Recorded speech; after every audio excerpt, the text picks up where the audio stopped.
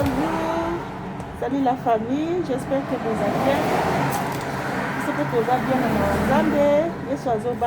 Merci beaucoup de m'abonner à cette célébration. Merci de vous avoir abonné à notre chaîne. Même ceux qui n'ont pas abonné, n'hésitez pas de vous abonner massivement. S'abonner à Kaka Bande. Bolim, si vous la mituka, naza libanda. Donc, naza libanda, makiela mituka ezoleka. Voilà bandeko. Nangi bino mingi babone Miss Elongation. Nangi bino mingi batu nyonso to balandaka Miss Elongation. Na mwa muke oyo toyaka koloba mpona kaka kosunga communauté congolaise. Voilà. Bandeko lelo toye kosolola nini bandeko na ngai.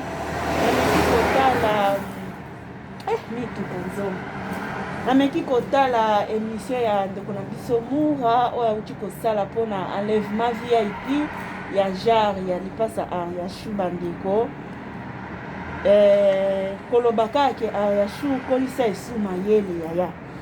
Kolisa esu mayele peut-être yo yebaki te poto yango ndenge ekendelaka. Peut-être système ya evandeli ya kisasa. Peut-être yo oyaki omemango na poto nde omwasi kolisa esu mayele. Kolisa lisusu mayele makasi. Tango ndongwaki ekitaki Rich Beauté Ariashu. Biso nyonso ba Congolais tozalaki pour Ariashu. De peur que bamukateli ya Ariashu to ba rancune Ariashu to ba problème na ye et affecter mariage na ye te. Et affecter bana biso te maman Olive apesa biso. Tozalaki contre na makambo wana. Tozalaki contre badi ya Rich Beauté. Tozalaki pour Ariashu. Tosoutenaki Ariashu. De peur que bana biso maman Olive apesa biso. Et beba te na makambo ya Rich Beauté. Menga na kokamwa na munoko ya Mura koloba ke Ariashu problème na ye na Rich Beauté. Rich Beauté bataki oyo azoloba tango Ariashu abengi Mura po Mura asa nini akota makambo yango po banda kofinga Ariashu. Mura asengi ba elema.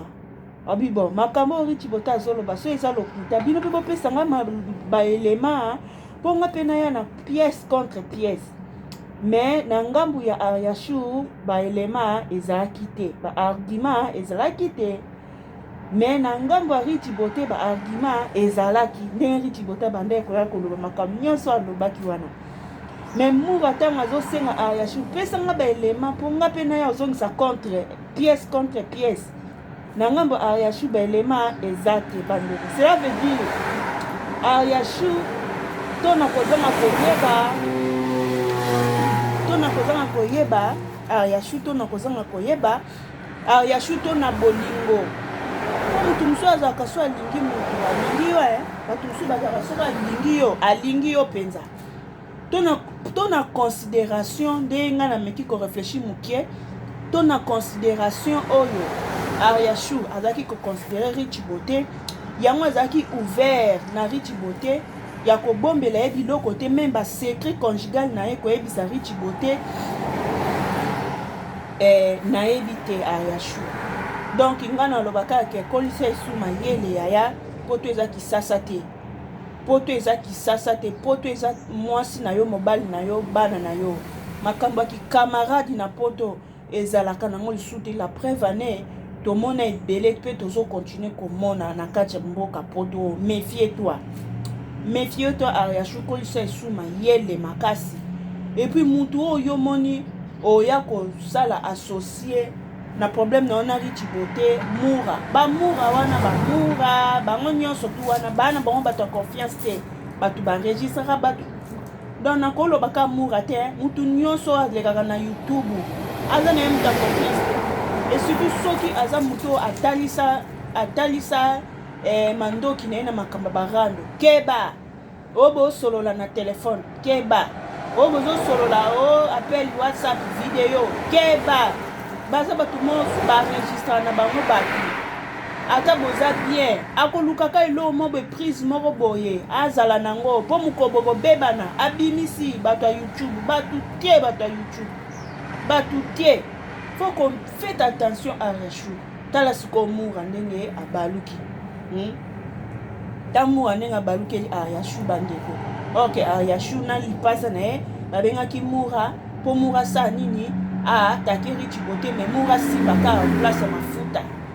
Moura simba ka kota mafuta pona nini commerce ya Rich ebeba ale suko moura pe lokwa za na juste ya lobi non eza musala ya mu eza musala ya Rich Beauté place azula mwa kwanga na ye nga nazo senga bino bopesa nga ba argument parce que Rich Beauté tango azo ya na ba live ne azalo ba argument azo ya na ba contre azo ya na ba pièce Rich Beauté tango azo ya na ba pièce bino pe bopesa nga ba pièce po nga pe tango na koyanga pe na sani ni pièce contre pièce mais na ngambo ya Ariashu mais bandeko na ngambo Ariashu ba pièce ezate ozomona moura lobi tete nga na kokota makambu boete na kokota makambu boete soki ba pièce ezate nga na bimi na nga na makambo ango moura monaki mabe comment ça fait bino boelinga dossier mais bino bozolo bananga ka natake ka mafuta na ye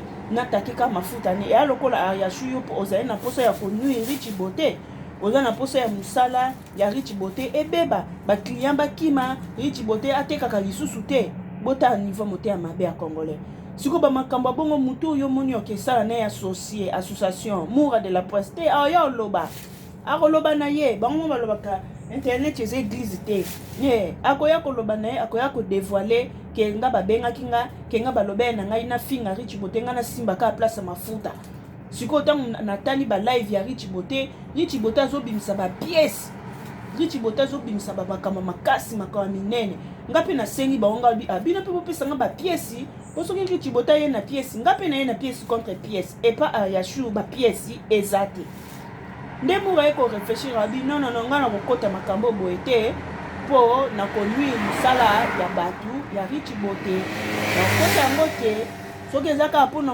kosala ba live mpona kolobaka makambo mafuta nga na kokota na ngai yango te nde moura asokoli maboko abima na ye na dossier yango ya Ariashu na Rich Beauté sikoyo eye koyoka lisusu oyo baenleve nani genre ya lipasa Ariashu siko ntango baleve genre ya lipasa Ariashu bolingi ka bobwakela bere na Rich Beauté bandeko po bato baleve genre ya na mutu atindi baleve genre ya na nga na bino toyebi te mutu ayebi kaka ye moko genre ya yebi bato baleve ye na mutu atindaki baleve genre ya me ya koloba kaka eza ke bandeko na ngai soki bozoswana na mutu na internet bosukaka na internet mutu aye kosala live afingo na internet yo pe salela live yoza bozana minoko oloba te mutu asaleli yo live afingo na internet yo pe salela live finga epeka na internet bosila na internet ekokoma makambo ya koalevaka bato subo pwani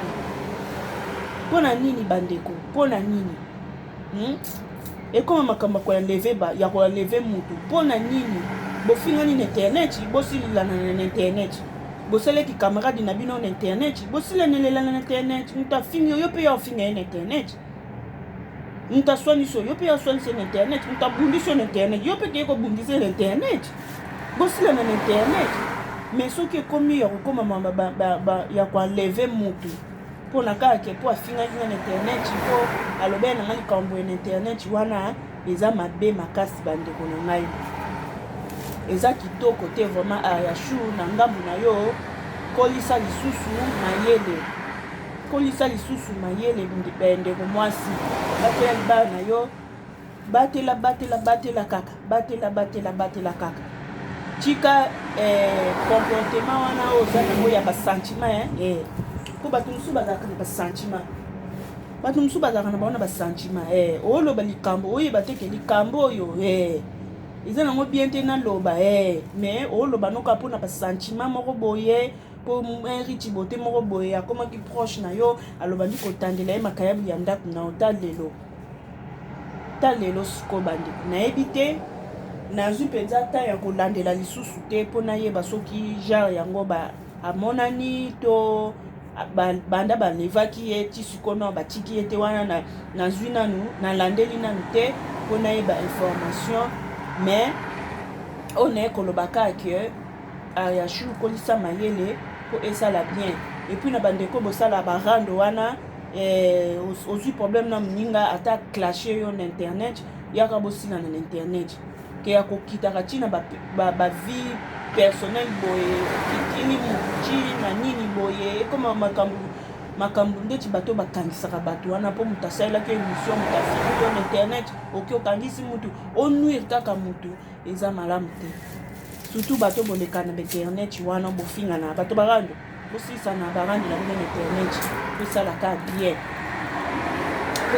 bien makasi bande na mingi na ngai ezalaki mwa partage mwa moke ya dossier oyo ya genre yane baenleve ye vraiment eza flou mais comme Rich Beauté na Ariachou bazalaki na baproblème bauti kozwa na baproblème bere elati nani elati ka Rich Beauté bere elati Rich Beauté parce que auti kozwa baproblème na Ariachou siko baproblème yango oretraite yango yo moko te aloyeko ozokatela bamorceau na bato po baatake Rich Beauté ok Rich Beauté makambo azoloba eya makambo ya solo oyo yo moko Ariachou obetelaki Rich Beauté eya makambo ya solo so po obetelaki yango na réflexion na nga mwa moke so po obetelaki yango parce que ozalaki koconsidere ye etant que sœur etant que mwana mama ndenge bobenganaka yango wana obetelaki ye mais tala ndenge ya sali yo ça veut dire mbala nsima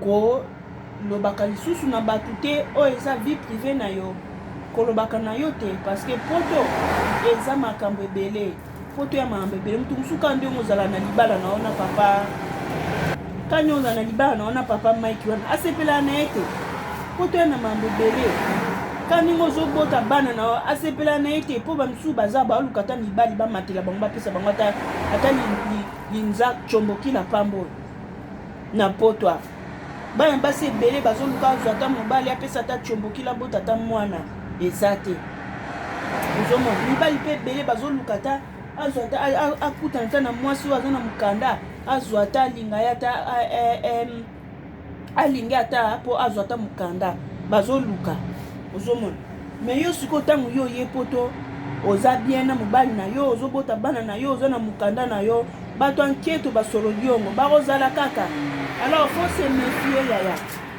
kolisa lisusu méfiance wana po esalaka bien kolisa lisusu méfiance wana po esalaka bien yo moko oza moto olekaka na caméra donc soki moto aatake yo mpe yaka na caméra atake koasocie bamura banani wana po mura so amoi na ye dossier ngo clair te mura oya opwata Ariachou mura so amoni na ye dossier eza clair te mura koya kopwata na ye tala mura ndenge abimisi vérité eza malamu te bande nalingi bino mingi bande merci beaucoup nzambe abatela esika nyonso oyo bokolanda video oyo bo hésite te ya koaime video bo hésite te ya kokomante bo hésite te mpe ya koaime pardon ya kosabone na bato nanu basabona na chaîne na biso te bo hésite te vraiment bosabone bo aime bokomante botikela biso baremarke donc baremarke na bino nde esalaki tokolisa mosala botikeli biso baremarke esala biso kaka kitoko makasi. Voilà, que l'Éternel vous bénisse. Nalingi bino mingi nzamba batela mokolo malamu na batela. Bisous, bye bye.